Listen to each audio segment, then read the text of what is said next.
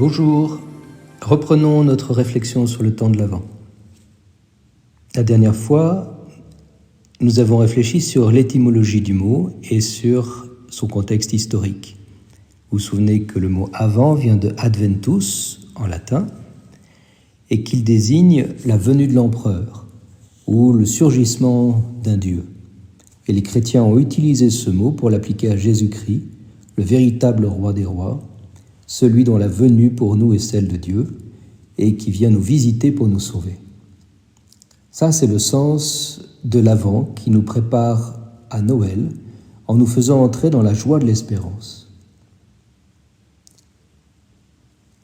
La joie de l'espérance, c'est une très belle expression qu'utilise saint Paul dans son épître aux Romains. Elle nous invite à réfléchir un petit peu sur ce qu'est la joie et ce qu'est l'espérance. L'espérance, elle traite du futur. La joie, en revanche, elle a pour objet normalement le présent, la joie ou le plaisir. Le plaisir, c'est plutôt du côté physique et la joie du côté spirituel. C'est souvent comme ça qu'on utilise les mots, mais à la limite, ils pourraient presque être pris comme synonymes. On a du plaisir, on a de la joie lorsque un bien aimé, quelque chose qu'on aime, quelqu'un qu'on aime, est présent. Alors parler de joie de l'espérance est un peu curieux parce que justement, l'espérance porte sur un futur.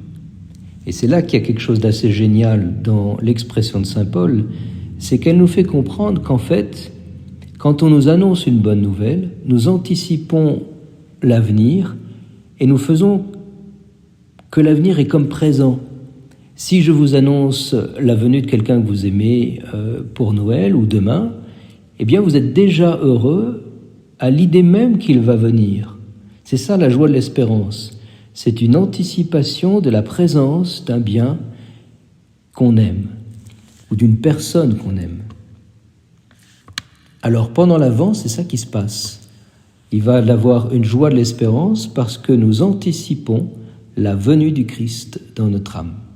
Et par le fait que nous l'anticipons, nous la rendons présente. Alors, on a besoin de ça particulièrement en ce moment. On est quand même dans une période un petit peu morose, c'est le moins qu'on puisse dire, au niveau de l'humanité en tout entière. On est dans une période un peu inquiétante, aussi bien au point de vue économique, au point de vue écologique, au point de vue géopolitique, au point de vue idéologique. On est dans une situation très troublée aujourd'hui. Et donc nous, chrétiens, on a besoin d'être témoins de l'espérance de façon particulière durant cette période. Et on a chacun besoin de retrouver la joie de l'espérance, de la maintenir, d'être encore plus enthousiaste si nous sommes déjà joyeux.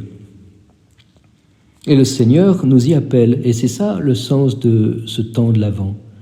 La liturgie de l'Église va nous aider justement à maintenir une sorte d'enthousiasme spirituel dans nos âmes. Alors nous avons vu qu'il y a 3 dimensions de l'Avent. Une dimension qui est plutôt tournée vers l'événement de Noël il y a 2000 ans, dont nous faisons mémoire liturgiquement durant le temps de l'Avent. C'est l'Avent en relation avec cet événement fondateur du christianisme, l'incarnation de Dieu en Jésus-Christ. Et puis, il y a une deuxième dimension qui est la venue de Dieu ici et maintenant par la grâce. Et enfin, il y a une troisième dimension, c'est la venue de Dieu à la fin des temps, l'attente du Seigneur, du retour du Christ à la fin des temps qu'on appelle la parousie. Nous y reviendrons. Aujourd'hui, j'aimerais regarder l'Avent du côté de la venue du Seigneur il y a 2000 ans.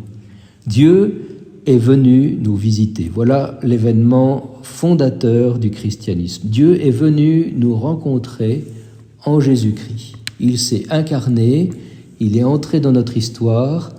Lui qui est éternel, il s'est temporalisé. Il est venu chez les siens, nous dit saint Jean, et avec tristesse il ajoute, et les siens ne l'ont pas accueilli.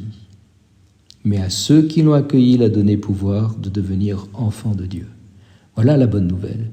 C'est que nous commémorons l'accueil finalement de Jésus-Christ. Au point de départ, c'est vrai, il est mort pour nous, il a été crucifié et très peu ont été attentifs au don qu'il faisait de tout lui-même pour nous sauver. Même ses disciples l'ont laissé.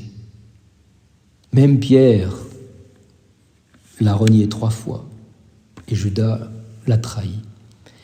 Et pourtant, lorsque le Christ ressuscite, il vient au milieu de ses disciples qui étaient apeurés, il se tient au milieu et leur dit « Shalom Aleichem », la paix soit avec vous. Il n'a pas un mot de reproche.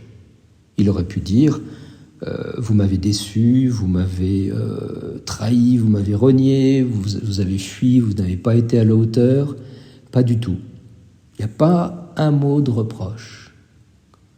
Il va juste dire 3 fois à Pierre, « Pierre, m'aimes-tu » ? Et Pierre, par 3 fois, va répondre « Seigneur, tu sais tout.